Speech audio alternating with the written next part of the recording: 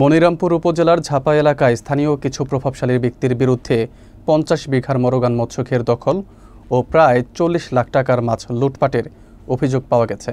অভিযোগকারীর সাধারণ ডায়েরি ও পুলিশ সুপারের কাছে লিখিত অভিযোগ দাখিল করা হয়েছে। বিস্তারিত থাকছে মোহাম্মদ শাওন হোসেনের প্রতিবেদনে। যশোরে মনিরামপুর উপজেলার ঝাপা এলাকায় ৫০ বিঘার মরগান মৎস্যক্ষের দখল ও মাছ লুটপাটের অভিযোগ উঠেছে স্থানীয় কিছু প্রভাবশালী ব্যক্তির বিরুদ্ধে। অভিযোগকারী মিজানুর রহমান দাবি করেছেন, বজলুর রহমান শেখ, নূর মোহাম্মদ শেখ, মেহেদি হাসান, সাজু, রাজু এবং সাবেক ইউপি চেয়ারম্যান আলাউদ্দিন সহ কয়েকজন দীর্ঘদিন ধরে ঘেরটি দখল ও মাছ লুটপাটের সঙ্গে জড়িত। তিনি আরও অভিযোগ করেছেন, সালিশের নামে সাবেক চেয়ারম্যান আলাউদ্দিন তার কাছ থেকে ৪০,০০০ টাকা ঘুষ নিয়েছেন। মাছ ধরতে গেলে বজলু শেখ সহ কয়েকজন দেশীয় অস্ত্র নিয়ে তার উপর হামলা চালিয়ে ঘের থেকে তাড়িয়ে দেন। বিষয়টি নিয়ে স্থানীয়ভাবে একাধিকবার সালিশ হলেও কোনো স্থায়ী সমাধান হয়নি।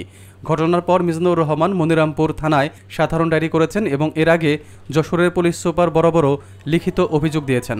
স্থানীয় রাজনৈতিক নেতারা বিষয়টি নিয়ে সতর্ক থাকার পরামর্শ দিয়েছেন। এলাকার বাসিন্দারা বলছেন, সমস্যার স্থায়ী সমাধান না হওয়ায় স্থানীয়দের মধ্যে দুশ্চিন্তা বাড়ছে এবং আইনশৃঙ্খলা রক্ষায় প্রশাসনে আরও সক্রিয় ভূমিকার প্রয়োজন রয়েছে। এই ঘটনায় স্থানীয় প্রশাসন ও পুলিশ যথাযথ ব্যবস্থা গ্রহণের প্রস্তুতি নিয়েছেন। করতে পারিনি, এখন এই কেস চলমান। আমার জায়গাটি আমি যাতে ফিরে পাই, আমার কাছ থেকে আমার নিজস্ব জমি আছে এবং লিজ নেওয়া আছে, সবগুলোই সে জোর দখল করে খাচ্ছে। আমার ৪০ লক্ষ টাকার ওপরে মাছ লুটপাট করে জোর দখল করে নেছে।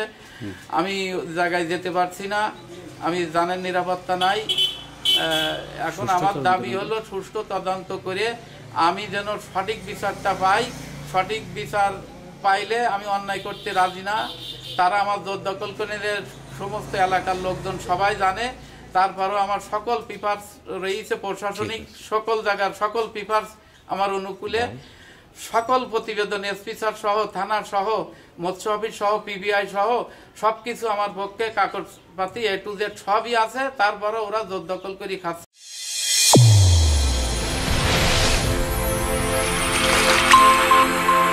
চ্যানেল A1 হৃদয়ের স্পন্দন।